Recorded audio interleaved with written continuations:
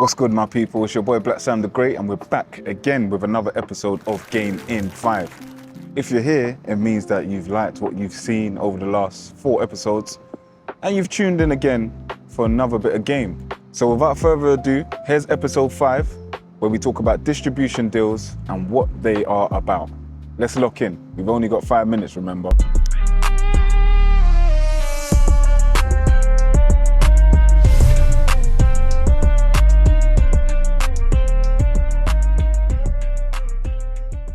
So let's get it from the jump. What is a distribution deal and how does it differ from what we've spoken about in terms of a publishing deal and a record deal? A distribution deal is an agreement whereby a company agrees to get your sound recordings on platforms such as Spotify, Apple Music, iTunes, TikTok, and other platforms, etc., etc. These platforms consist of places where people can buy and hear your records. So in essence, what a distributor is doing is acting like a middleman, or middlewoman, or middle person. A distributor will collect streaming revenue, download sales, and sometimes, but not always, YouTube content ID.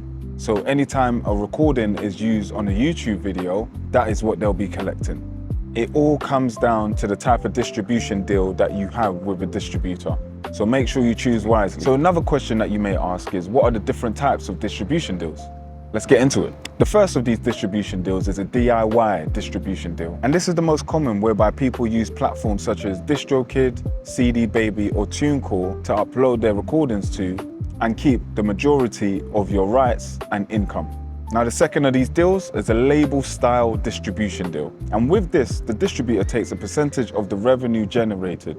This is usually between 10 to 30%. And in exchange for this, they may offer playlist pitching, marketing, or some sort of funding, which all help to get your recording out to the wider audience. Examples of these type of distributors include AWOL and The Orchard. And with these type of distributors, you definitely get more hands-on support, but in exchange for that, a percentage of your revenue is taken. The third and least common distribution deal is a distribution and services deal. This includes marketing, PR, and strategy, and can sometimes feel like a record label deal. Again, with this type of deal, more often than not, there is funding provided, but this is recoupable against any revenue that is generated from your recording. So if we were to quickly compare a record deal to a distribution deal, what you get from a distribution deal is owning your masters, and the distributor are simply there to just make sure that they deliver your music to these online platforms. Whereas with a record deal, the label more often than not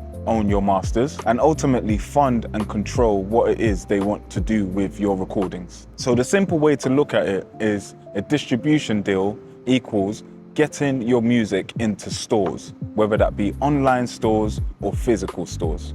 A distributor is there to help you do such. Now, with any agreement, there is a negotiation that needs to happen between parties. So you need to agree with the distributor what that looks like in terms of when your royalties are collected and distributed, what share of that you are going to get.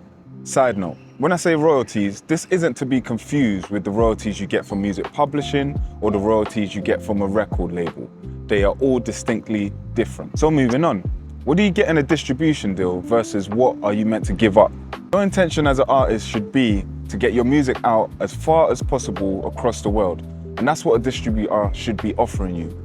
So as part of what you get from a distribution deal, it should be worldwide distribution, revenue collection from platforms, which means that anytime your music is played or downloaded or bought off any of these platforms, you should be seeing money. And in some deals or some situations, you should have access to the analytics and access to the marketing tools to further promote your music on those platforms.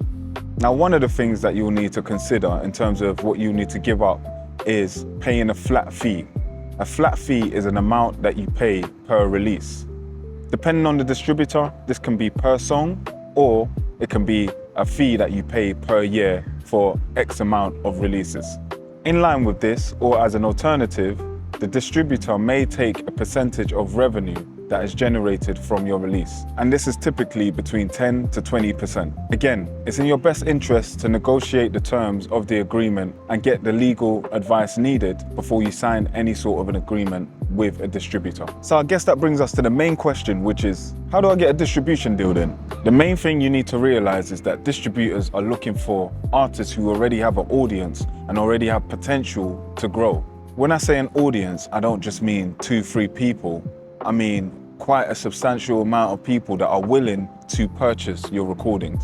A good indication of this is consistent streaming growth, active social media following, which means a natural engagement with your audience via comments or going live, and also people sharing and saving your content. If you haven't done so already, make sure you do that for me right now. Most distributors want to also know that you own the rights in your recordings, because it makes it much easier to work with an artist who owns the rights to their recordings. If you don't, that's fine, but a distributor would at least like to know you've kept an organized record of who owns the master recordings, your songwriting split, and if you've used any samples in your records. Another way you can look to get a deal with a distributor is if you create a professional artist package. Now that consists of a concise artist biography. Now this is not a dissertation outlining every single thing you've done over the course of your career.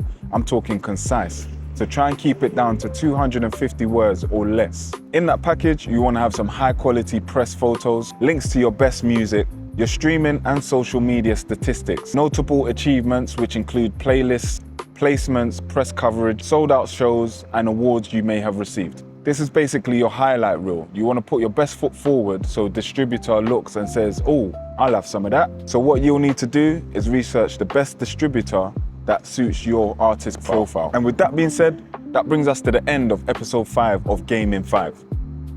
That's crazy, episode 5 of Gaming 5, yo. But yeah, be sure to tell a friend if you haven't already, and make sure they tell a friend that it's Gaming 5 to the world. I'll see you on the flip side, yeah? Peace.